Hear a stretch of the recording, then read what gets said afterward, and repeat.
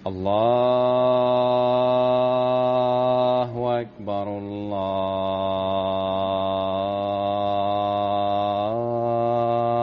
الله أكبر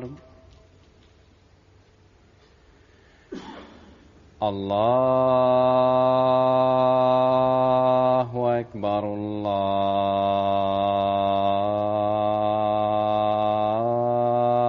الله أكبر. أشهد أن لا إله إلا الله.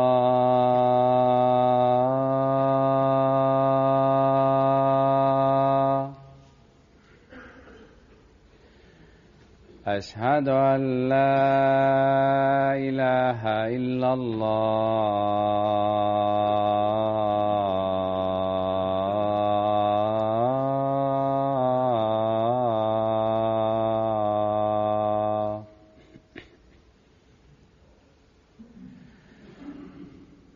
أشهد أن محمدًا رسول الله.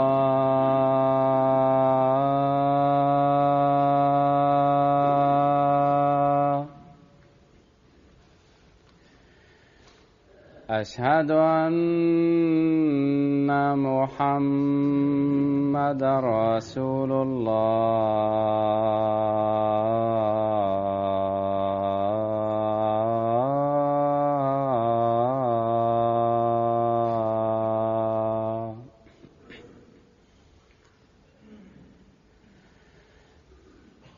حي على الصلاة.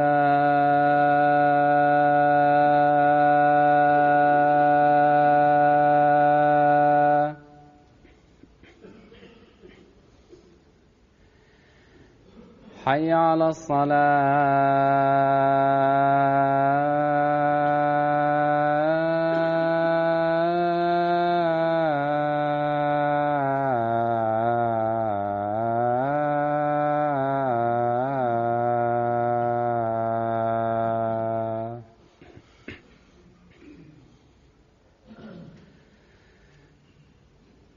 حي على الفلاح.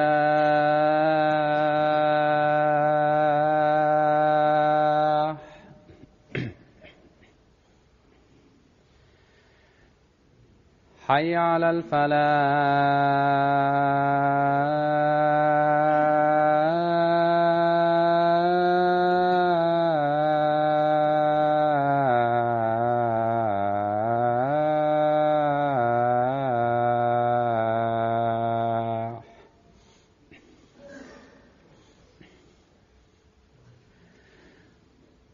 الله أكبر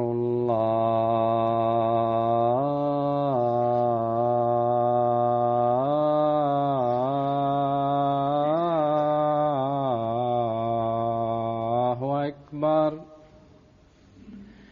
لا إله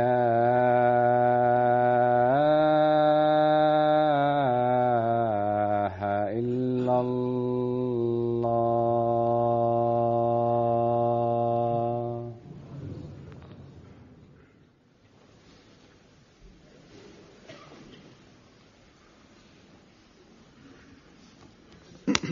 السلام عليكم ورحمة الله.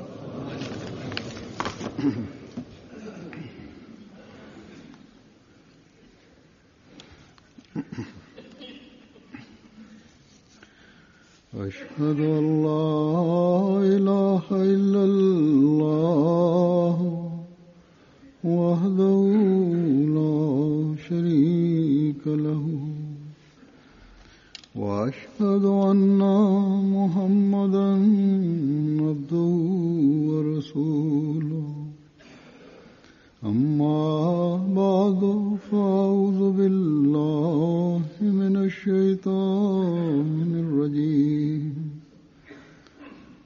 بسم الله الرحمن الرحيم.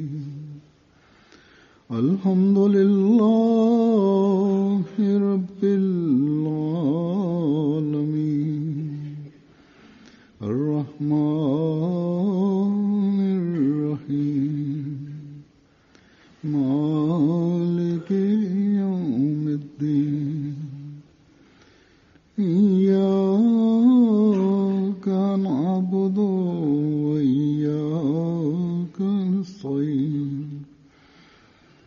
اهدنا الصراط المستقيم صراط الذين أنعمت عليهم غير المغضوب عليهم ولا الضالين.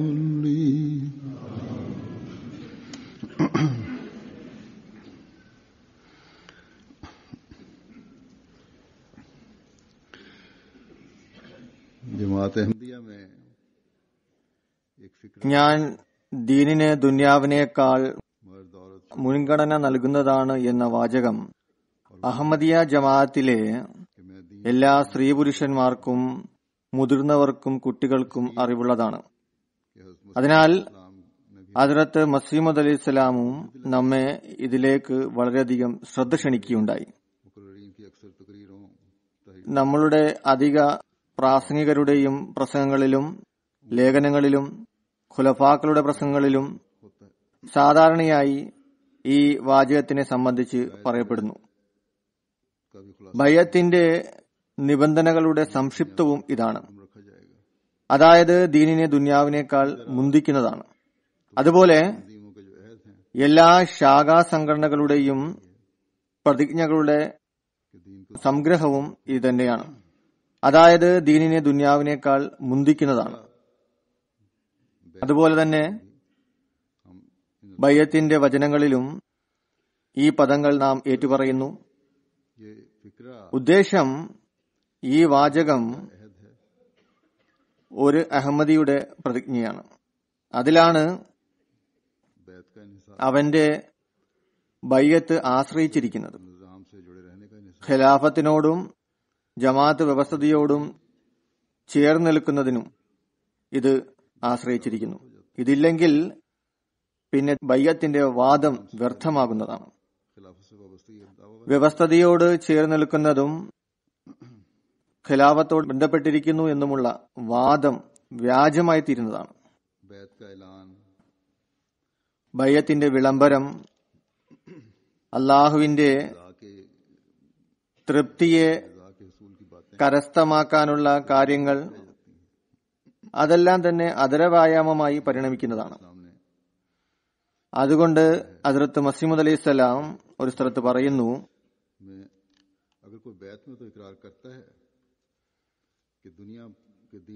ഒരുവൻ ബയ്യത്ത് ഏറ്റു പറയുമ്പോൾ ദീനിനെ ദുനിയാവിനേക്കാൾ മുന്തിക്കുന്നതാണ്. എന്നാൽ പ്രവൃത്തിയിൽ അതിനുള്ള സത്യസന്ധതയും പ്രതിജ്ഞയോടുള്ള കൂറും പ്രകടമാകുന്നില്ലെങ്കിൽ അള്ളാഹു അവനെ എന്ത് വിലവെക്കാനാണ്? അതിനാൽ നാം ഓരോരുത്തരും ഈ കാര്യത്തെ എല്ലായ്പ്പോഴും മുമ്പിൽ വെക്കേണ്ടതാണ്. ഈ വാചകത്തിൽ നിന്ന് വ്യക്തമാകുന്നത് പോലെ ദീനിന്റെ കാര്യത്തിൽ ഒരു ഭൗതിക വസ്തുവും തടസ്സമാകാൻ പാടുള്ളതല്ല. എന്നാൽ ദീൻ എന്താണ്? ദീൻ അള്ളാഹുവിന്റെ കൽപ്പനകൾക്ക് അനുസൃതമായിക്കൊണ്ട് തങ്ങളുടെ ജീവിതത്തെ മുന്നോട്ട് നയിക്കുക. തങ്ങളുടെ എല്ലാ വാക്കുകളും പ്രവൃത്തികളും അള്ളാഹുവിനെ പ്രീതിപ്പെടുത്തുന്നതാകേണ്ടതാണ്. അള്ളാഹുവിന്റെ അനുഗ്രഹത്താൽ നമ്മിലെ വലിയൊരു വിഭാഗം അതിനായി പരിശ്രമിച്ചു വരുന്നു. ദീനിന്റെ മാർഗത്തിൽ ഏതൊരു വസ്തുവാണ് തടസ്സം സൃഷ്ടിക്കുന്നത് അതിനെ പിന്തള്ളുന്നു. എന്നാൽ എല്ലാവരുടെയും പരിശ്രമം ഒരുപോലെ ആയിരിക്കില്ല എന്നതും ശരി തന്നെയാണ്. കാരണം ഓരോ വ്യക്തിയുടെയും ജ്ഞാനമണ്ഡലം വ്യതിരിക്തമാണ്. മറ്റുള്ള ശക്തികളും കഴിവുകളും വ്യത്യസ്തമായിരിക്കും.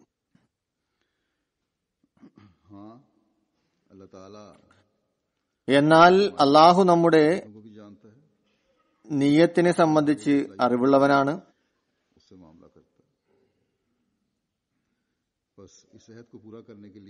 അതിനാൽ ഓരോരുത്തരോടും അവരവരുടെ കഴിവനുസരിച്ച് അവൻ പെരുമാറുന്നു. ഈ പ്രതിജ്ഞയുടെ പൂർത്തീകരണത്തിന് വേണ്ട അടിസ്ഥാന കാര്യം നന്മ നിറഞ്ഞ നിയ്യത്താണ്.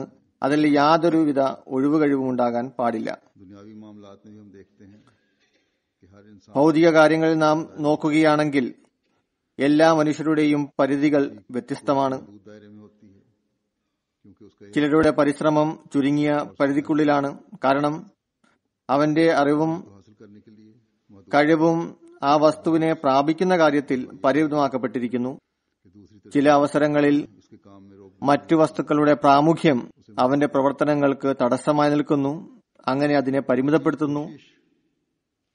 ചില പരിശ്രമം വളരെ അധികമായിരിക്കും, അതുപോലെ യഥാർത്ഥ രീതിയിലുമായിരിക്കും. हासिल करना हो ഏതൊക്കെ ലക്ഷ്യമാണ് പ്രാപിക്കേണ്ടത് उसी पर नजर होती है, അതിൽ മാത്രമായിരിക്കും ശ്രദ്ധ ഉണ്ടാവുക. फिर उसे मुकम्मल हासिल हो भी जाता है. അവസാനം അത് പൂർണ്ണമായും പ്രാപിക്കുകയും ചെയ്യുന്നു. हज़रत मुस्लिम मऊद रज़ियल्लाहु अन्हु ने भी ഹസ്രത്ത് മുസ്ലിം ഔദ് റളിയല്ലാഹു തആല അൻഹുവും ഈ വിഷയത്തെ സംബന്ധിച്ച് പറയുകയുണ്ടായി.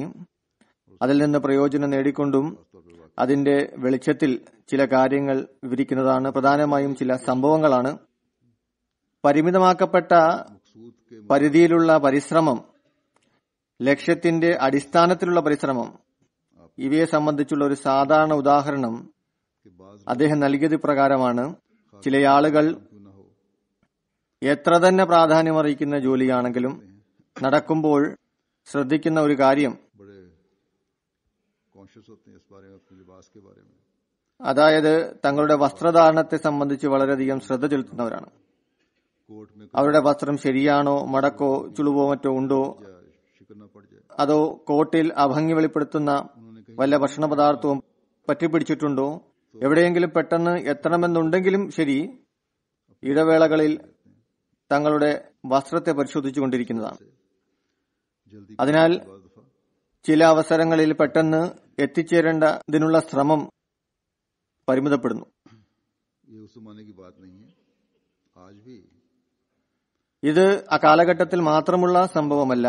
ഇന്നും ഇത്തരത്തിലുള്ള ഉദാഹരണങ്ങൾ കാണാവുന്നതാണ്. പ്രധാനമായും ഏഷ്യൻ രാജ്യങ്ങളിൽ പുരുഷന്മാരുടെയും സ്ത്രീകളുടെയും അവസ്ഥ ഇത്തരത്തിലാണ്. ചില സന്ദർഭങ്ങളിൽ വസ്ത്രത്തെ സംബന്ധിച്ച് വളരെയധികം വ്യാകുലപ്പെടുന്നു. कुछ ऐसे എന്നാൽ ഇതിന് വിപരീതമായി കുറച്ചാളുകളുണ്ട്. शक फैशन बड़े शौक से करते हैं, बड़े शौक അവർ ഫാഷൻ വളരെ താല്പര്യത്തോടു കൂടി ചെയ്യുന്നു, ने कोई मकसद हो അതിൽ അതീവ താല്പര്യം കാണിക്കുന്നു. എന്നാൽ അവരുടെ മുമ്പിൽ ഏതെങ്കിലും ലക്ഷ്യം വന്നെത്തുമ്പോൾ തങ്ങളുടെ താല്പര്യത്തെയും ഫാഷനെയും ത്യാഗം ചെയ്യുന്നു. ലക്ഷ്യപ്രാപ്തിക്കായി वजूद भी തന്റെ വസ്ത്രത്തിനോടുള്ള ഗമണ്ട് ഉണ്ടായിരുന്നിട്ട് കൂടി ഓടേണ്ട അവസ്ഥ വന്നെത്തിയാൽ അവർ ഓടുകയും ചെയ്യുന്നതാണ്. बैठ भी जाए ചില സ്ഥലത്ത് ഇരിക്കേണ്ടി വന്നാൽ ഇരിക്കുന്നതാണ്. कि ഏതുവരെ എന്നാൽ जरूरत हो പൊടിപടലത്തിൽ പോലും നിർബന്ധാവസ്ഥ നേരിട്ടാൽ യാതൊരു സങ്കോചം കൂടാതെ അവർ നടക്കുന്നതാണ്. इसलिए कि असल चीज उनका मकसूद എന്തെന്നാൽ യഥാർത്ഥ വസ്തു അവരുടെ ലക്ഷ്യവും വാദവുമായിരിക്കും. हासिल करना है, ആ ലക്ഷ്യം കരസ്ഥമാക്കേണ്ടതാണ്.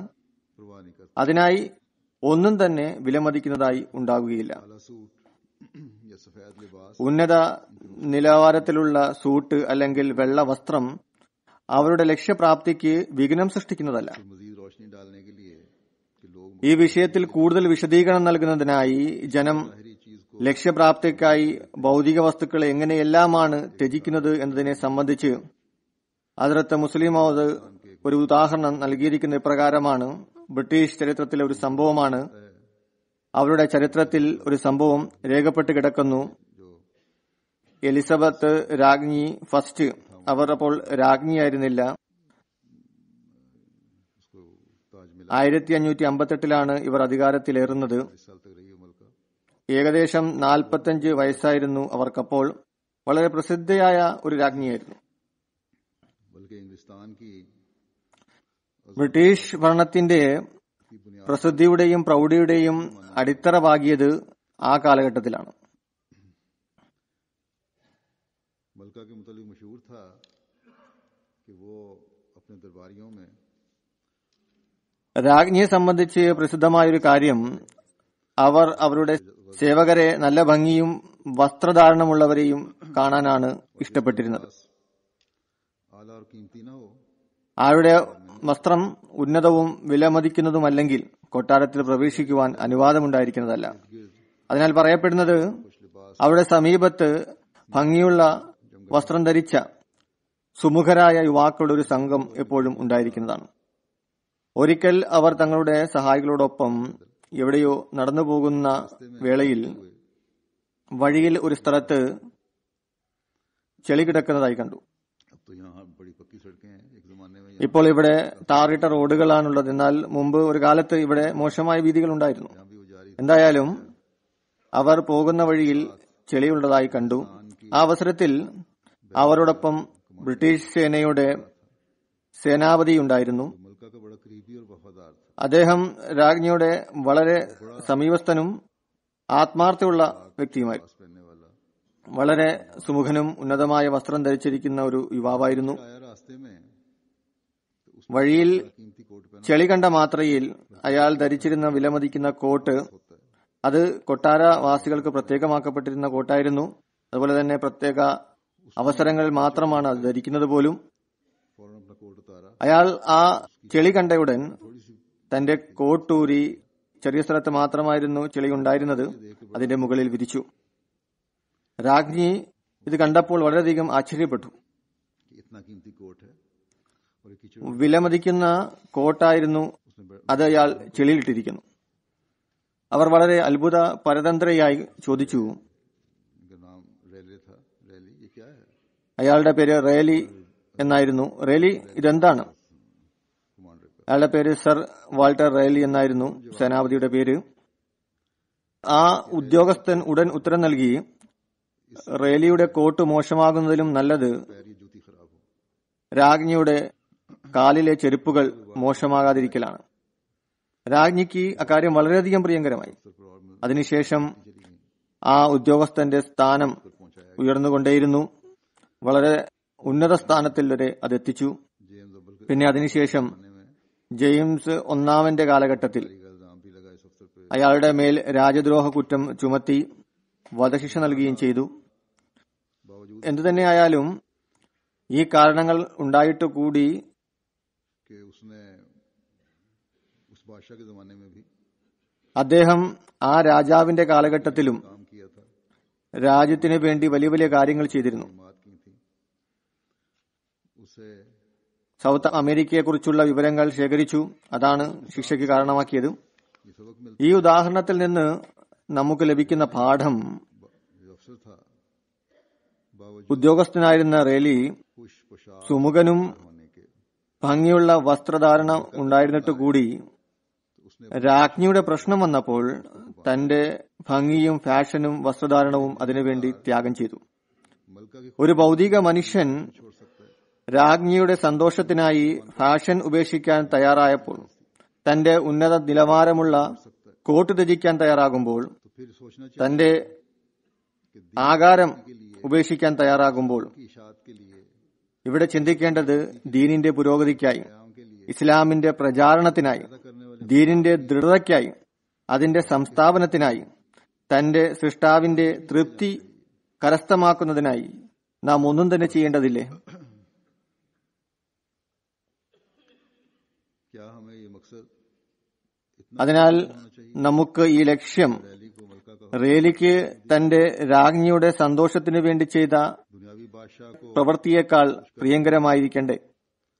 ഈ ലോകത്തിലെ രാജാവിനെ സന്തോഷപ്പെടുത്തിയതിനു ശേഷം उसका अंजाम സേവനം ചെയ്തിട്ടും ഞാൻ പറഞ്ഞതുപോലെ അതിന്റെ പര്യവസാനം വളരെ വേദനാജനകമായിരുന്നു. रजा हासिल कर അള്ളാഹുവിനെ സന്തുഷ്ടനാക്കിക്കൊണ്ട് അവന്റെ തൃപ്തി കരസ്ഥമാക്കിക്കൊണ്ട് ഈ ലോകത്തും इनामात का वारिस बनता है इंसान और अंजाम പ്രതിഫലത്തിന് മനുഷ്യൻ ഉടമയാകുന്നു. അതുപോലെ അവന്റെ പര്യവസാനവും ഉന്നതമായിരിക്കുന്നതാണ്. चाहिए നാം എപ്പോഴും ഓർക്കേണ്ടത് और उमदा होना ലക്ഷ്യത്തിന്റെ പ്രാമുഖ്യം ഉന്നതമാക്കുക മാത്രമല്ല വേണ്ടത്, कुर्बानी और അതിൽ ത്യാഗവും ആത്മാർത്ഥതയും കൂടി ഉണ്ടായി ഇരിക്കേണ്ടതാണ്. उस वक्त मिलेगी जब दुनिया हमारे दीन पर हावी नहीं ഭൗതിക ലോകം നമ്മുടെ ദീനിന്റെ മേൽ ആധിപത്യം നേടിയെടുക്കാൻ സാധിക്കാതെ വരുമ്പോഴാണ് നമുക്ക് അള്ളാഹുവിന്റെ തൃപ്തി കരസ്ഥമാകുന്നത്. कमाने से मना नहीं किया. दुनिया की कोई അപ്പോൾ चीज़ खुदा ताला ने हराम नहीं किया. ദീൻ ദുനിയാവിന്റെ മേൽ ആധിപത്യം സ്ഥാപിക്കുന്നതാണ്. അള്ളാഹു ഭൗതിക ലോകത്തിൽ നിന്നും സമ്പാദിക്കുന്നതിൽ നിന്നും തടഞ്ഞിട്ടില്ല. ഭൗതിക വസ്തുക്കളെ അള്ളാഹു ഹറാമാക്കിയിട്ടില്ല, അതിനെ നിരോധിച്ചിട്ടുമില്ല. വിലമതിക്കുന്ന വസ്ത്രം ധരിക്കുക, സമൃദ്ധമായ ആഹാരം കഴിക്കുക, ഉത്കൃഷ്ട ഭവനങ്ങളിൽ താമസിക്കുക, അതിനെ അലങ്കരിക്കുക, ഇതിൽ നിന്നും ഒന്നും തന്നെ വിരോധിക്കപ്പെട്ടിട്ടില്ല. എല്ലാം അനുവദനീയമാണ്. എന്നാൽ ഈ വസ്തുക്കൾക്ക് ഇസ്ലാമിന്റെ പുരോഗതിക്ക് വിഘ്നം സൃഷ്ടിക്കൽ അനുവദനീയമല്ല. लोग शादियां करते हैं ജനങ്ങൾ വിവാഹം ചെയ്യുന്നു. कि तुम बसूरत और വിരൂപിയായ സ്ത്രീയെ തെരഞ്ഞെടുത്ത് വിവാഹം ചെയ്യാൻ ശരീഅത്ത് പറയുന്നില്ല. लेकिन ये जरूर है എന്നാൽ നബി സല്ലല്ലാഹു അലൈഹി വസല്ലം തീർച്ചയായും പറഞ്ഞിട്ടുണ്ട്, कि सिर्फ दुनिया देखने के बजाय ഭൗതികത മാത്രം നോക്കുന്നതിന് പകരം സ്ത്രീയുടെ ദീനിന്റെ അവസ്ഥയും കണക്കിലെടുക്കേണ്ടതാണ്. शरीयत ये कहती है कि औरत ശരീഅത്ത് പറയുന്നു, तुम्हारी इबादत के रास्ते में रोकना हो, സ്ത്രീ നിങ്ങളുടെ ആരാധനയ്ക്ക് തടസ്സമായി നിൽക്കരുത്. नमाजों से गाफिल न हो। സ്ത്രീകൾ നിങ്ങളെ നമസ്കാരത്തിൽ നിന്ന് അശ്രദ്ധരാക്കരുത്. हमारे लड़के और लड़कियां നമ്മുടെ പെൺകുട്ടികൾ इस बात का ख्याल रखें, बल्कि ഈ കാര്യം മുഖവിലേക്കെടുക്കുകയാണെങ്കിൽ, കൂടാതെ അവരുടെ മാതാപിതാക്കളും तो दीन मुकद्दम करने से അങ്ങനെ ദീനിനെ ദുനിയാവിനേക്കാൾ മുന്തിക്കുന്നതായാൽ അവരുടെ കുടുംബ പ്രശ്നങ്ങളും പരിഹരിക്കപ്പെടുന്നതാണ്. जो एक मोमिन का സത്യവിശ്വാസിക്ക് ഉണ്ടായിരിക്കേണ്ട ആ ഉന്നത ലക്ഷ്യവും കരഗതമാകുന്നതാണ്. അള്ളാഹുവിന്റെ തൃപ്തിയും ലഭിക്കുന്നതാണ്. അതുപോലെ തന്നെ വസ്ത്രം, कि उमदा लिबास, ഇതൊരിക്കലും തന്നെ വിരോധിക്കപ്പെട്ടിട്ടില്ല. लेकिन നല്ല നിലവാരമുള്ള വസ്ത്രം ധരിക്കരുതെന്ന് പറഞ്ഞ് ഒരിക്കലും തന്നെ വിലക്കുന്നില്ല. എന്നാൽ डूबे न रहो, എല്ലായ്പ്പോഴും दीनी काम से ഫാഷനിൽ മുഴുകിയിരിക്കുന്നത് തീർച്ചയായും വിരോധിക്കപ്പെട്ടിരിക്കുന്നു. ये एहसास ദീനിന്റെ കാര്യത്തെ സംബന്ധിച്ച് അറിയേണ്ടതുമാണ്. ഇന്ന സ്ഥലത്ത് ഞാൻ പോകുന്ന പക്ഷം बात गंदा हो जाएगा। എന്റെ വസ്ത്രം മോശമാകും എന്ന ചിന്ത ഏതെങ്കിലും സ്ഥലത്ത് പോകുമ്പോൾ നമ്മിൽ ഉണ്ടാകരുത്. അതായത് ഒരു അവസ്ഥയിലും മനുഷ്യൻ ദീനിന്റെ കാര്യത്തിൽ അശ്രദ്ധനായി മാറരുത്.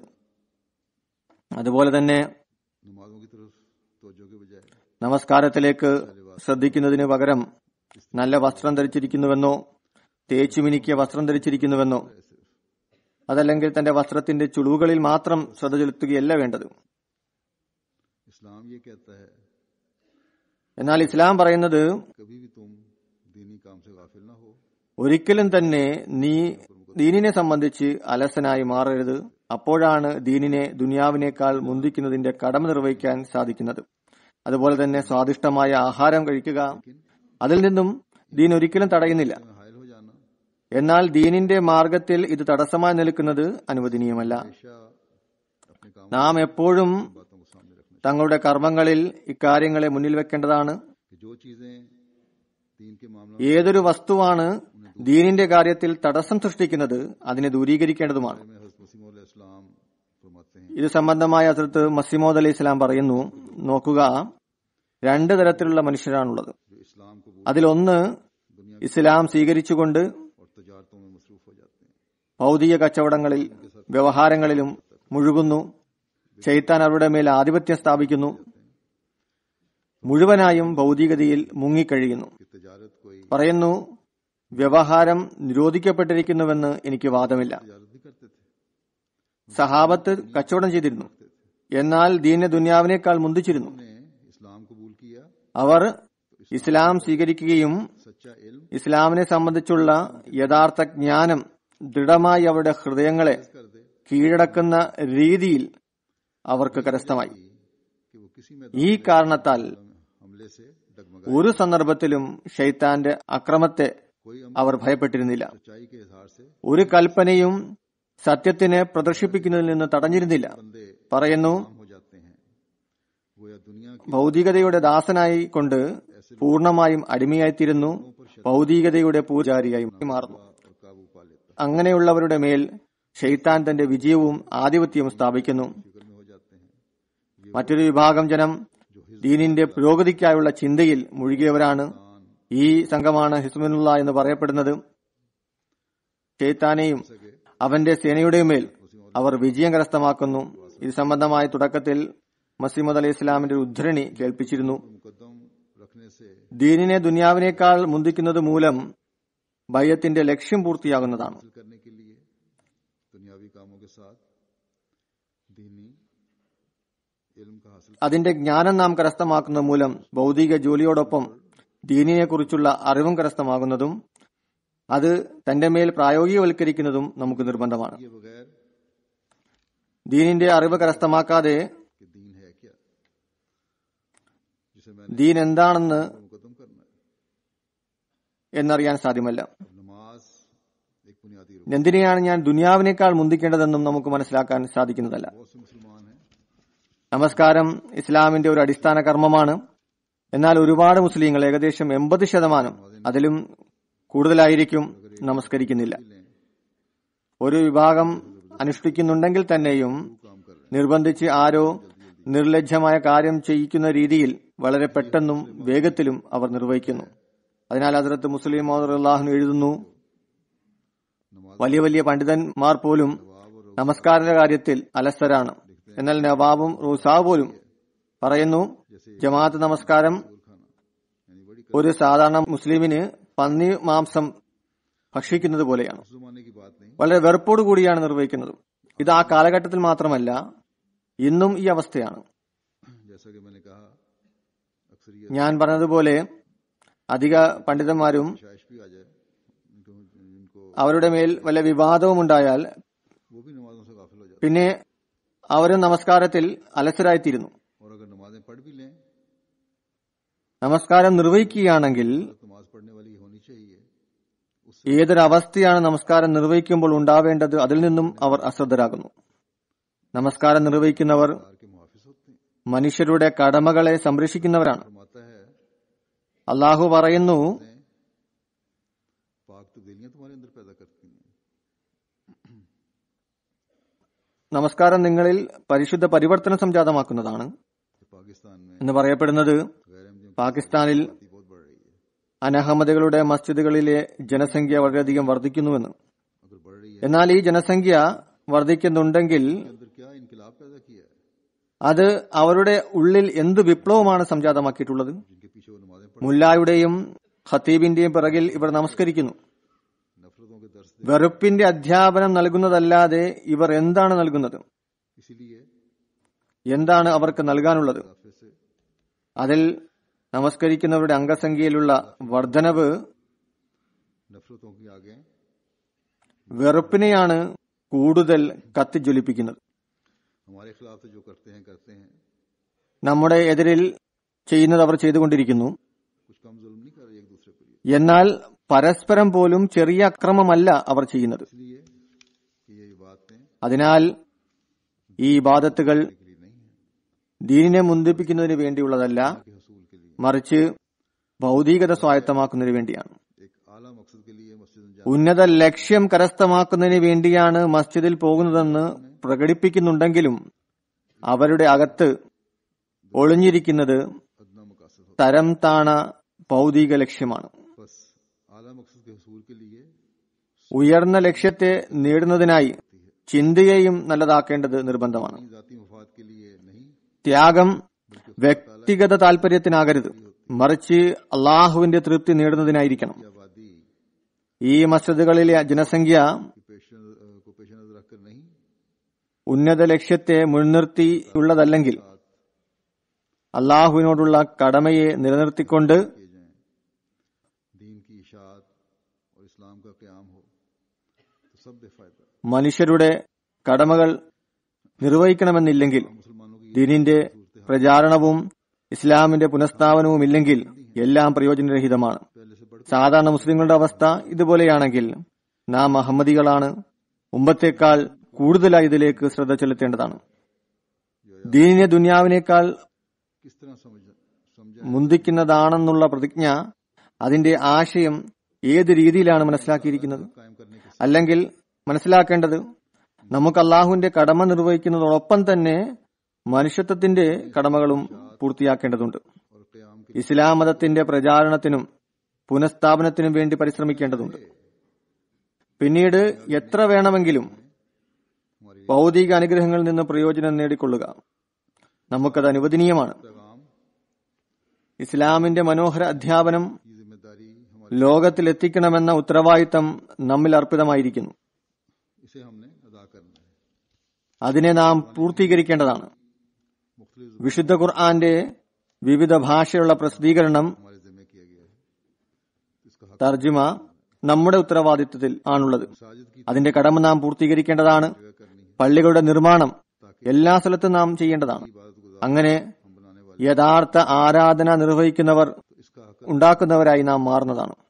ഇതിന്റെ കടമ നിർവഹിക്കുന്നതിനായി ലോകത്തിലെ എല്ലാ രാജ്യങ്ങളിലും നാം രൂപരേഖ തയ്യാറാക്കേണ്ടതുണ്ട്. इंसानियत की कदरों को हमने മനുഷ്യത്വത്തിന്റെ മൂല്യത്തിനായി നാം സ്വയം ഉന്നത മാതൃകയിൽ നിലനിൽക്കേണ്ടതുണ്ട്.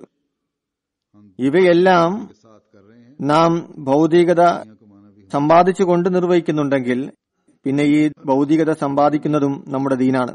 तो हमारे ഇതല്ല എങ്കിൽ നമുക്ക് അനുവദനീയമായ കാര്യവും अल्लाह ताला की नजर में नाजायज। അള്ളാഹുവിന്റെ ദൃഷ്ടിയിൽ വിരോധിക്കപ്പെട്ടതായി മാറുന്നു. अगर नया आईफोन आ गया है या कोई किसी के पास പുതിയ ഐഫോൺ വന്നു, या और കുറച്ച് പൈസ വന്നു, കാർ വാങ്ങണം അല്ലെങ്കിൽ സൂട്ട് വാങ്ങണം, चीजों की खातिर ഇതിനു വേണ്ടി चीजों को पीछे डाल रहे हैं, നാം നമ്മുടെ ചന്തയെ പിൻപുറം തള്ളുകയാണെങ്കിൽ जायज चीजें होने के बावजूद हमारे लिए नाजायज बन जाती हैं। ഇവ അനുവദനീയമായിരിക്കെ തന്നെ നമുക്കത് നിരോധിക്കപ്പെട്ടതായി തീരുന്നതാണ്. मस्जिद की तमीर के लिए പള്ളി നിർമ്മാണത്തിനായി ഒരു സ്ഥലത്ത് ശ്രമം നടക്കുന്നു.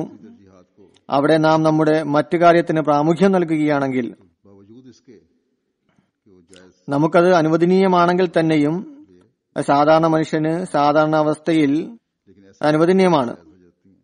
എന്നാൽ ഈ അവസ്ഥയിൽ അത് നമുക്ക് നിരോധിക്കപ്പെട്ട കാര്യമായി തീരുന്നു. ഉഹദ് യുദ്ധാവസരത്തിൽ कि रसूल करीम റസൂൽ സല്ലല്ലാഹു അലൈഹി വസല്ലം ഷഹീദായി എന്നുള്ള വാർത്ത വരുന്നപ്പോൾ एक सहाबी ആ സമയം ഒരു സഹാബി ചില ദിവസങ്ങളായി പട്ടിണിയിലായിരുന്നു. യുദ്ധം ചെയ്ത് പിന്മാറിയിരുന്നു. കാരണം ആ സമയത്ത് വിജയത്തിന്റെ അവസ്ഥ സംജാതമായിരുന്നു. सूखी അദ്ദേഹത്തിന്റെ പക്കൽ കുറച്ച് ഉണങ്ങിയ കാരക്ക ഉണ്ടായിരുന്നു. ആ കാരക്ക കഴിക്കുകയായിരുന്നു.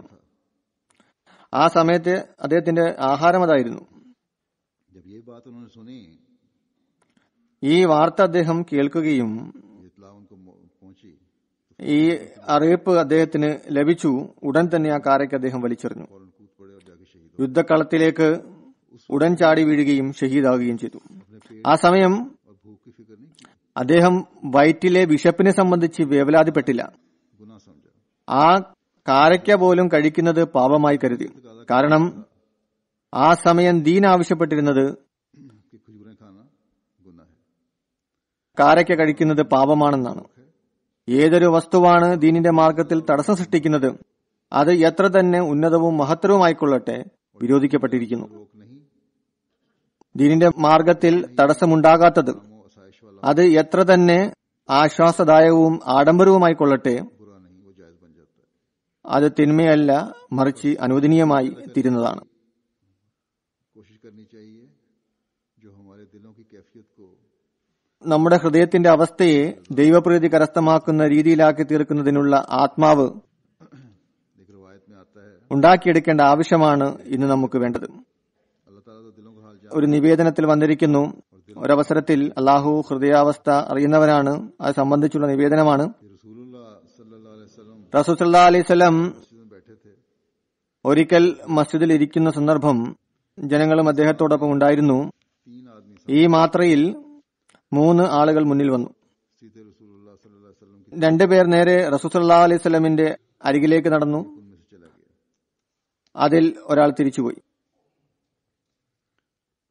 वो दोनों रसूलुल्लाह सल्लल्लाहु अलैहि वसल्लम के पास आकर खड़े हो गए। അവർ 2 പേരും നബി സല്ലല്ലാഹു അലൈഹി വസല്ലമിന്റെ അരികിൽ വന്ന് നിന്നു. एक जो था അതിലൊരാൾ उसने देखा कि करीब हज़रत सल्लल्लाहु अलैहि वसल्लम के हल्के में खाली നബി സല്ലല്ലാഹു അലൈഹി വസല്ലം തിരുമേനിയുടെ അരികിൽ കാലിയായി കിടക്കുന്ന സ്ഥലം കണ്ട് വേഗത്തിൽ മുന്നേറി അദ്ദേഹം അവിടെ സ്ഥാനമുറപ്പിച്ചു. രണ്ടാമത്തെ ആൾ बैठ गया, जहाँ खड़ा था ജനങ്ങളുടെ പിറകിലായി बैठ गया। സ്ഥാനം പിടിച്ചു. എവിടെയാണ് നിന്നിരുന്നത് അവിടെ അദ്ദേഹത്തിന് സ്ഥാനം ലഭിച്ചു. അവിടെ ഇരുന്നു. वो पीठ फेर के മൂന്നാമത്തെയാൾ സ്ഥലമില്ലെന്ന് മനസ്സിലാക്കി മുഖം തിരിച്ച് കടന്നു കളഞ്ഞു. वसल्लम നബി സല്ലല്ലാഹു അലൈഹി വസല്ലം തിരുമേനി തന്റെ പ്രസംഗത്തിൽ നിന്ന് വിരമിച്ചപ്പോൾ ആ മഹാത്മാവ് പറഞ്ഞു, इन आदमियों की हालत में ഞാൻ നിങ്ങൾക്ക് ഈ 3 ആളുകളുടെ അവസ്ഥയെ സംബന്ധിച്ച് പറഞ്ഞു തരട്ടെ. ഇതിൽ ഒരാൾ पास जाए पना ली, അള്ളാഹുവിന്റെ അരികിൽ അഭയം തേടി. अल्लाह ने उसे पना दी जो मेरे करीब അള്ളാഹു അവന് അഭയം നൽകി എന്റെ അരികിൽ വന്ന് ഇരുന്നു. उसने शर्म की രണ്ടാമത്തെയാൾ और अल्लाह ताला ने भी അവൻ ലജ്ജ കാണിച്ചു. उससे शर्म की, यानी അള്ളാഹും അവനോട് ലജ്ജയോടെ വർത്തിച്ചു. അതായത് उस मजलिस ഈ സദസ്സിൽ ഇരിക്കുന്നത് മൂലം उसके गुनाहों की അവന്റെ दूरी का बायस बना। പാപങ്ങൾക്കുള്ള പരിഹാരമായി മാറി. अल्लाह ने भी उससे അവൻ ലജ്ജ കാണിച്ചപ്പോൾ और जो तीसरा അള്ളാഹു അവന് പുറത്തു കൊടുത്തു. उसने मुंह फेर लिया और अल्लाह ताला ने അള്ളാഹുവും അവനോട് ലജ്ജയോടെ വർത്തിച്ചു. മൂന്നാമത്തെയാൾ മുഖം തിരിച്ചു. അള്ളാഹു അവനിൽ നിന്നും മുഖം തിരിച്ചു. ഇത് പ്രത്യക്ഷത്തിൽ 3 വ്യക്തികളുടെ വരവും ഇരിക്കലും അതിൽ നിന്നൊരാളുടെ തിരിച്ചുപോകലും നിസ്സാരമായ കാര്യമാണ്. കാരണം ख्याल में അയാളുടെ ചിന്തയിൽ ശബ്ദം എത്തിച്ചേരുന്നില്ല. इसलिए बैठने का അതുകൊണ്ട് ഇവിടെ ഇരിക്കുന്ന പ്രയോജനരഹിതമാണ് എന്ന് കരുതി ഞാൻ അദ്ദേഹം തിരിച്ചുപോയത്. ये എന്നാൽ उन तीनों के एक ഈ 3 പേരുടെയും പ്രവൃത്തിയും इसका मामला दिल से था, കർമ്മവും दिल से पैदा हुए थे, ബന്ധപ്പെട്ടിരിക്കുന്നത് ഹൃദയവുമായാണ്. दिल की कैफियत का इजहार था, ഹൃദയത്തിൽ നിന്നാണ് അതുണ്ടായത്. नजर भी दिल ഹൃദയാവസ്ഥയുടെ പ്രകടനമായിരുന്നു. ഹൃദയത്തിലാണ് അള്ളാഹുവിന്റെ ദൃഷ്ടിയും പതിക്കുന്നത്. दिल की हालत അവന്റെ പ്രതിഫലവും ഹൃദയാവസ്ഥയ്ക്ക് അനുസൃതമായിരിക്കും. അതിനാൽ ഹൃദയാവസ്ഥ और नतीजे के लिहाज से പാരിതോഷികത്തിന്റെയും चीज याद रखने वाली। പ്രതിഫലത്തിന്റെയും അടിസ്ഥാനത്തിൽ വളരെ പ്രാധാന്യമറിയിക്കുന്നു. इसी तरह अल्लाह ताला ने मामला ഇത് എപ്പോഴും ഓർമ്മ വെക്കേണ്ടതാണ്. किया ने दिल की हालत അതിനാൽ ഇവിടെയും ഇത്തരത്തിലാണ് അള്ളാഹു വർത്തിച്ചിരിക്കുന്നത്. അള്ളാഹു അവരുടെ ഹൃദയാവസ്ഥ 3 പേരുടെയും अल्लाह ताला दिलों का हाल जानता है, ഹൃദയത്തിലെ അവസ്ഥ മനസ്സിലാക്കി. दिल की हालत से അള്ളാഹു ഹൃദയത്തിലുള്ളത് അറിയുന്നവനാണ്. मामले में അവൻ അവരുടെ ഹൃദയത്തിലെ അവസ്ഥ മനസ്സിലാക്കുകയും ആരാണ് ദീനിന്റെ കാര്യത്തിൽ ഏറ്റവും അധികം മുന്നേറിയതും पहले दो ആരാണ് അലസത പ്രകടിപ്പിച്ചത്, के मुताबिक ആദ്യത്തെ 2 പേർക്കും അവരുടെ സ്ഥാനമനുസരിച്ച് പ്രതിഫലം നൽകി. മൂന്നാമത്തെയാൾ അതിൽ നിന്നെല്ലാം നഷ്ടമേറ്റുവാങ്ങി എന്ന് മാത്രമല്ല നീരസത്തിനും കാരണമായി. देख ले അതിനാൽ ഒരു വിശ്വാസിക്ക് വേണ്ടത് തന്റെ മുന്നിലുള്ള ലക്ഷ്യത്തെ പരിശോധിക്കുകയും അതിന് വേണ്ടി എത്രമാത്രം ത്യാഗമാണ് സമർപ്പിക്കേണ്ടതെന്ന് നോക്കുക. അതിനു വേണ്ട രീതിയിൽ ത്യാഗം സമർപ്പിക്കുകയാണെങ്കിൽ പിന്നെ नुसरत का അവൻ അള്ളാഹുവിന്റെ സഹായത്തിനും പ്രതിഫലത്തിനും അർഹനായിത്തീരുന്നതാണ്. या तो ताकत के मुताबिक ത്യാഗം എല്ലായ്പ്പോഴും या കഴിവിന്റെ അടിസ്ഥാനത്തിലായിരിക്കും, അതല്ലെങ്കിൽ ആവശ്യത്തിനനുസരിച്ചായിരിക്കും. नहीं है कि हर दफा എല്ലായ്പ്പോഴും कुर्बानी दी जाए, കഴിവിന്റെ അടിസ്ഥാനത്തിൽ ത്യാഗം വരിക്കണമെന്ന് നിർബന്ധമില്ല. काजा करती है। ചില അവസരങ്ങളിൽ ശരീഅത്ത് मसलन ആവശ്യം अगर कोई मुसाफिर അനുസരിച്ച് ത്യാഗം വരിക്കാൻ നിർദ്ദേശിക്കുന്നു. आया है ഉദാഹരണമായി ഒരു യാത്രികൻ കുറച്ച് ആളുകളുടെ നിൽക്കുന്നിടത്ത് വരികയും जायज है,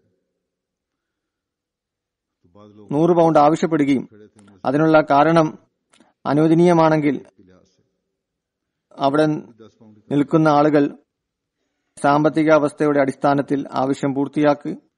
എന്നിരുന്നാലും हैसियत है, അത് മുഴുവനാക്കാൻ 10 പൗണ്ടിന്റെ ആവശ്യം കൂടി ഉണ്ടായിരുന്നു. अकेला ही ഈ അവസരത്തിൽ पूरी कर सकता അവിടേക്ക് മറ്റൊരു വ്യക്തി വരികയും സാമ്പത്തിക ശേഷിയുള്ള ആളാണ്, വിചാരിച്ചാൽ ഒറ്റയ്ക്ക് തന്നെ ആവശ്യം പൂർത്തീകരിക്കാൻ കഴിവുള്ള വ്യക്തിയാണ്. എന്നാൽ ആവശ്യത്തിന്റെ അടിസ്ഥാനത്തിൽ ആ സമയം വെറും 10 പൗണ്ടിന്റെ ആവശ്യമാണ് ഉണ്ടായിരുന്നത്.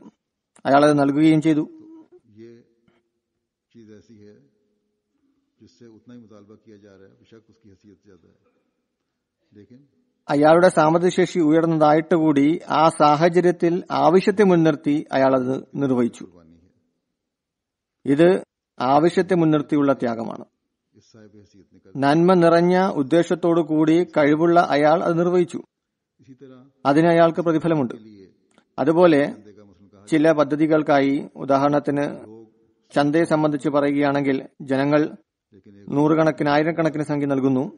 എന്നാൽ ഒരു ദരിദ്രൻ തന്റെ കഴിവനുസരിച്ച് കുറച്ചു രൂപ അല്ലെങ്കിൽ പൗണ്ട് നൽകുകയാണെങ്കിൽ ഹൃദയത്തെ വീക്ഷിക്കുന്ന അള്ളാഹു അവന്റെ ഈ പ്രവൃത്തിയെ സ്വീകരിക്കുന്നു.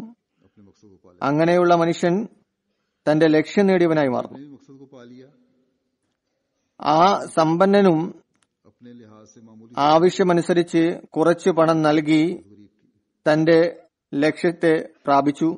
സഹായം നൽകിക്കൊണ്ട് ആവശ്യം പൂർത്തിയാക്കി. अपने मकसद को पा लिया कि अपनी हैसियत के मुताबिक या ऐसे बढ़कर अल्लाह ताला की रजा की ദരിദ്രനും തന്റെ ലക്ഷ്യം കരസ്ഥമാക്കി. തന്റെ കഴിവ് അനുസരിച്ചോ അതിനധികമായോ നൽകിക്കൊണ്ട് हदीस में भी അള്ളാഹുവിന്റെ തൃപ്തിക്കായി ചെലവഴിച്ചു. ഇത് സംബന്ധമായ ഹദീസിൽ വന്നിരിക്കുന്നു. दिरहम जो है ഒരവസരത്തിൽ നബി സല്ലല്ലാഹു അലൈഹി വസല്ലം പറഞ്ഞു, ഒരു ദിർഹം सबको दे गया, ലക്ഷക്കണക്കിന് ദിർഹത്തേക്കാൾ മുൻകടന്നിരിക്കുന്നു. കാരണം ഒരു വ്യക്തി 2 ദിർഹത്തിൽ നിന്ന് 1 ദിർഹം നൽകി, മറ്റൊരാൾ തന്റെ പക്കൽ ലക്ഷക്കണക്കിന് ദിർഹം ഉണ്ടായിരുന്നിട്ട് 1 ലക്ഷം നൽകി. बहुत कम था। അത് അയാളുടെ കഴിവിലും കുറവായിരുന്നു. बस हमेशा याद रखना चाहिए അതുകൊണ്ട് എപ്പോഴും ഓർമ്മ വെക്കുക, യഥാർത്ഥ ലക്ഷ്യം അള്ളാഹുവിന്റെ തൃപ്തിയാണ്. दोनों की അത് ആയിരിക്കേണ്ടതാണ്. मामले में अल्लाह ताला की रजा ही ഇവർ 2 പേരുടെയും ചെലവഴിച്ച കാര്യത്തിൽ അള്ളാഹുവിന്റെ തൃപ്തിയായിരുന്നു ലക്ഷ്യമായി ഉണ്ടായിരുന്നത്. कि अल्लाह ताला ഒരു സത്യവിശ്വാസിയുടെ യഥാർത്ഥ ജോലി അള്ളാഹുവിന്റെ തൃപ്തി നേടിയെടുക്കുന്നതിനുള്ള ഹൃദയാവസ്ഥയെ ഉണ്ടാക്കിയെടുക്കുക എന്നതാണ്. उठा ले, मकसूद उसका अल्लाह ताला की रज़ा हासिल करना। ലക്ഷ്യം ദൈവപ്രീതി കരസ്ഥമാക്കുന്നതായിരിക്കണം. അതിലാണ് അവന്റെ വിജയവും നേട്ടവും അടങ്ങിയിരിക്കുന്നത്. उसके मुताबिक അവന്റെ तो इसी में उसकी പ്രീതിക്കനുസരിച്ച് ഹൃദയാവസ്ഥ ഉണ്ടാക്കുന്നവർക്കാണ് यही അള്ളാഹുവിന്റെ പ്രീതി കരസ്ഥമാകുന്നത്. അതിലാണ് വിജയവും നേട്ടവും അടങ്ങിയിരിക്കുന്നത്. ഇതാണ് ദീനിനെ ദുനിയാവിനേക്കാൾ മുന്തിക്കുക എന്ന് പറയുന്നത്. ഞാൻ പറഞ്ഞതുപോലെ നമ്മുടെ മേൽ അർപ്പിതമായ ഉത്തരവാദിത്തം വളരെ വലിയ ഒരു ജോലിയാണ്. ജീവനും ധനവും സമയവും അന്തസ്സും ത്യാഗം ചെയ്യുന്നതിനായി നാം പ്രതിജ്ഞ ചെയ്യുന്നു.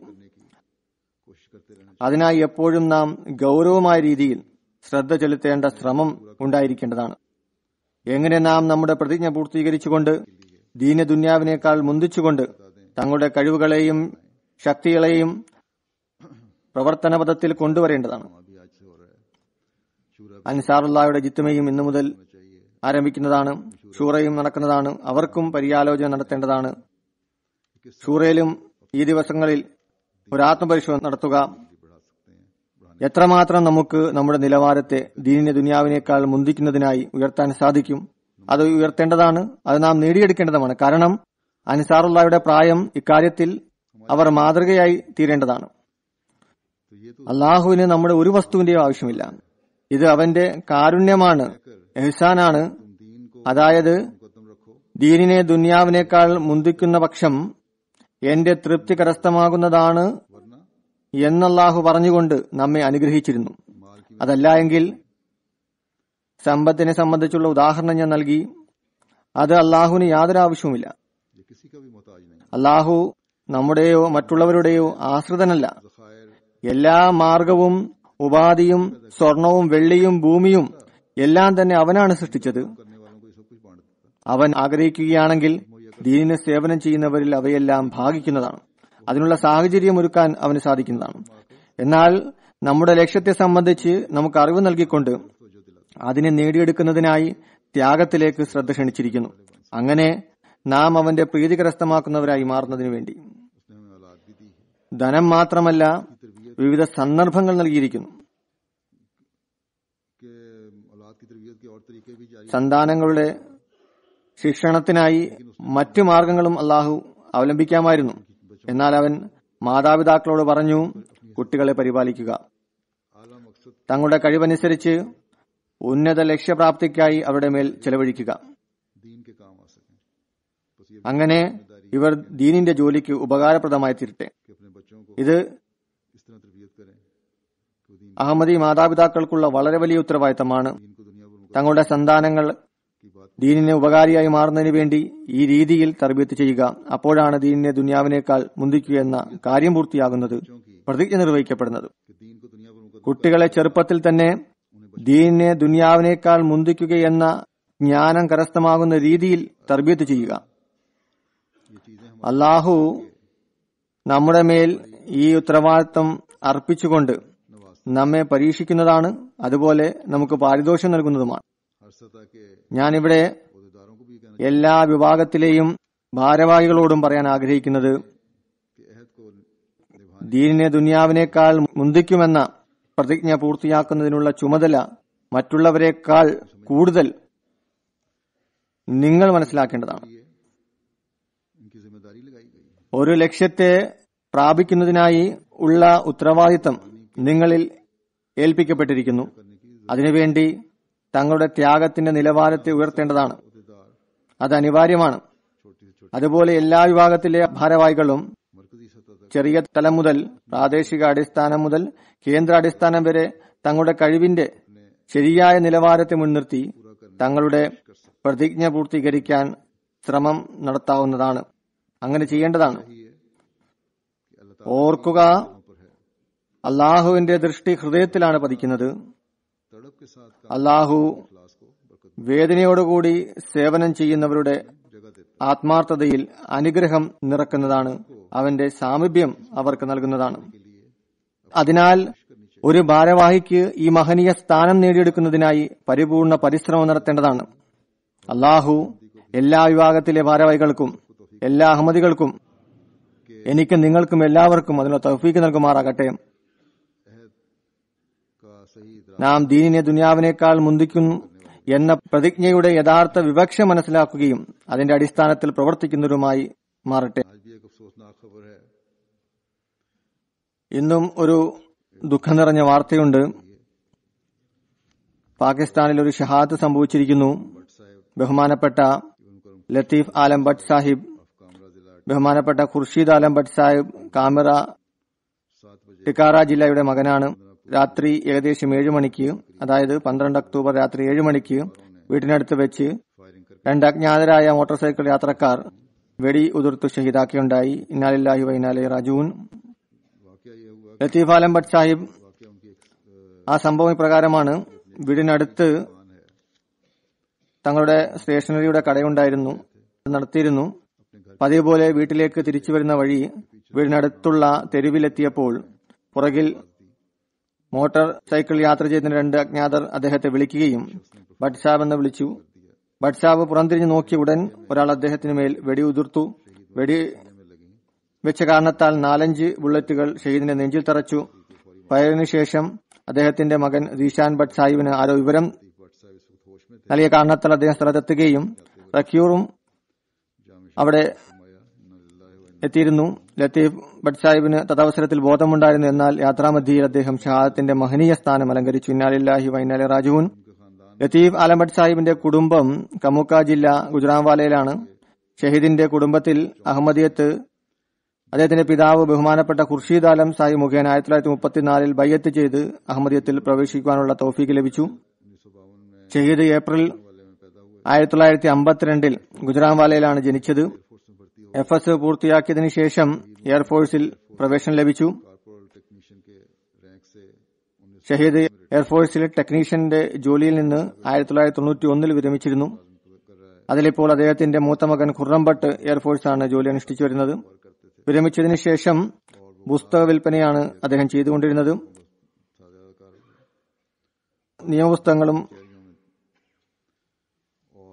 അതോടൊപ്പം ഉണ്ടായിരുന്നു.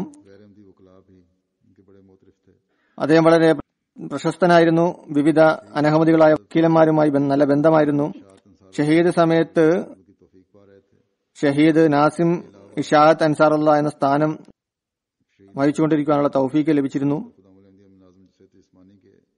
ജില്ലാടിസ്ഥാനത്തിൽ സെക്രട്ടറി സിയാഫത്ത് ഖുദാമുൽ അഹമ്മദിയുടെ സെക്രട്ടറി സേത്ത് ജിസ്മാനി എന്ന രീതിയിലും സേവനമനുഷ്ഠിക്കുവാൻ അവസരം ലഭിച്ചു. ഷഹീദിന്റെ ഭവനം നീണ്ടകാലമായി നമസ്കാര സെന്ററായി ഉപയോഗിച്ചു വരുന്നു. അതുകൂടാതെ ജമാഅത്തിന്റെ മറ്റു പരിപാടികളും ജലസകളും യോഗങ്ങളും മീറ്റിംഗുകളും എല്ലാം നടന്നു വരുന്നു. ഷഹീദ് എല്ലായ്പ്പോഴും ജമാഅത്തിന്റെ സേവനത്തിന് സന്നദ്ധത പ്രകടിപ്പിച്ചിരുന്നു. ഏത് ജോലിയാണ് ഏൽപ്പിക്കുന്നത് വളരെ ഉത്സാഹത്തോടെ തന്നെ അത് പൂർത്തീകരിച്ചിരുന്നു. ഒരിക്കലും തന്നെ സങ്കോചം പ്രകടിപ്പിച്ചിരുന്നില്ല. ഷഹീദ് ആദ്യ സൽക്കാര പ്രിയകരനായിരുന്നു. ഖിലാഫത്തിനോട് അങ്ങേയറ്റം സ്നേഹബന്ധവും കൂറും അനുസരണത്തിന്റെ ഉന്നതമായ ബന്ധവും വെച്ചു പുലർത്തിയിരുന്നു. 5 നേര നമസ്കാരത്തിന് പുറമെ ജുമാ നമസ്കാരത്തിന് വളരെയധികം പ്രാധാന്യം നൽകിയിരുന്നു. ജുമാ നമസ്കാരത്തിന് സമയത്ത് 2 മണിക്കൂർ മുമ്പ് തന്നെ പള്ളിയിൽ എത്തിച്ചേർന്നിരുന്നു. ഷഹീദ് വളരെ ധൈര്യവാനും ചങ്കൂറ്റമുള്ള വ്യക്തിയുമായിരുന്നു. 2007-8 അദ്ദേഹത്തിന്റെ മേൽ അജ്ഞാതർ ആക്രമണം നടത്തി. അക്രമികൾ അദ്ദേഹത്തിന് നേരെ വെടിവെച്ചു. എന്നാൽ വെടി തോക്കിൽ കുടുങ്ങിയ കാരണത്താൽ അക്രമി അദ്ദേഹം പിടികൂടുകയും ചെയ്തു. വലിയ ബലപ്രയോഗം നടന്നു. അവസാനം അയാൾ ഓടി രക്ഷപ്പെട്ടു. ഷഹീദ് ഉന്നത ധാർമ്മിക ഗുണങ്ങളുടെ ഉടമയായിരുന്നു. കുട്ടികളുടെ താലീം തർബിയത്ത് കാര്യങ്ങൾ അതീവ ശ്രദ്ധാലുവായിരുന്നു. ഷഹാദത്ത് സമയം അദ്ദേഹത്തിന്റെ പ്രായം 62 വയസ്സായിരുന്നു. വസിയത്തിന്റെ ഫോറം അദ്ദേഹം പൂർത്തീകരിച്ചിരുന്നു. അതിന്റെ നടപടികൾ നടന്നുകൊണ്ടിരിക്കുകയാണ്. എന്തായാലും കാർപ്പറദാസിന് അദ്ദേഹത്തിന്റെ വസിയത്ത് സ്വീകരിക്കേണ്ടതാണ്.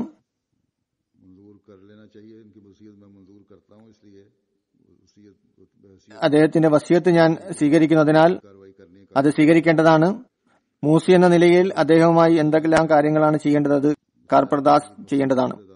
ജില്ലാ അമീർ സാഹിബ് പറയുന്നു, ഭാരവാഹി എന്ന നിലയിൽ സംവിധാനത്തോടുള്ള അനുസരണത്തിൽ അസാധാരണമായ ആവേശമായിരുന്നു ഷഹീദിൽ ഉണ്ടായിരുന്നത്.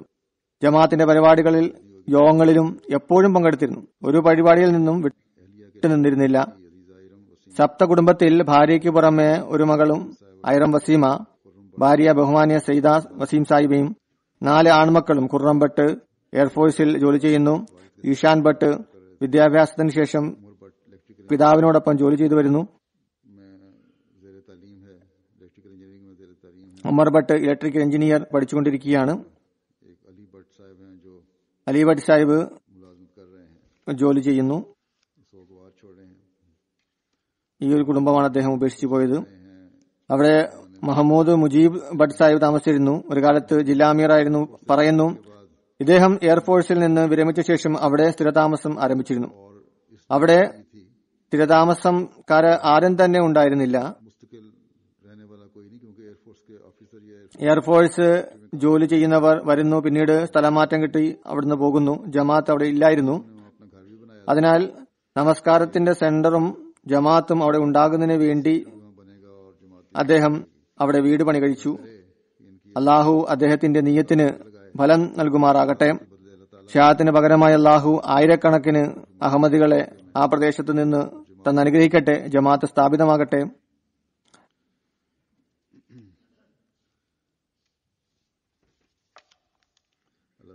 അള്ളാഹു ഷഹീദിന്റെ സ്ഥാനം ഉയർത്തുമാറാകട്ടെ. അദ്ദേഹത്തിന്റെ കുടുംബങ്ങൾക്ക് ക്ഷമയും സഹനവും നൽകി അനുഗ്രഹിക്കട്ടെ. പാകിസ്ഥാനിലെ ജമാഅത്തങ്ങളെ അള്ളാഹു എല്ലാ രീതിയിലും സംരക്ഷിക്കുമാറാകട്ടെ. ശത്രുക്കൾ ശത്രുതയിൽ വളരെ മുന്നേറിക്കൊണ്ടിരിക്കുകയാണ്. അള്ളാഹു നമുക്കായി ശാന്തിയുടെയും സമാധാനത്തിന്റെയും അന്തരീക്ഷം സംജാതമാക്കട്ടെ.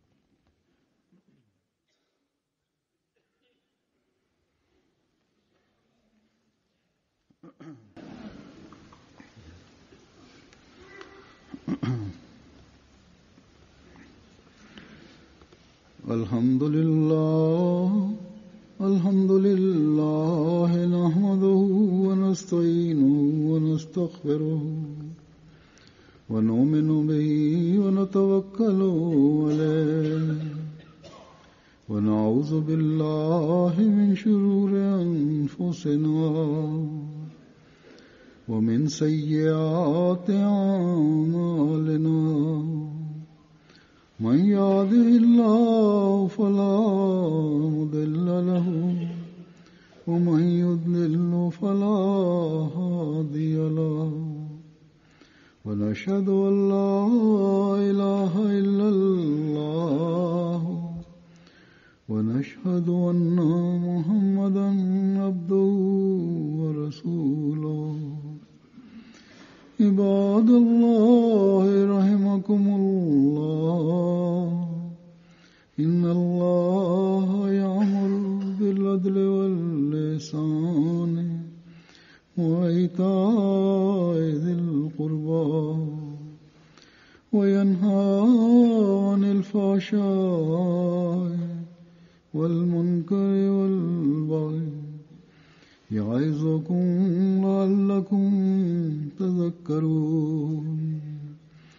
اذكروا الله يذكركم وادعوه يستجب لكم ولذكر الله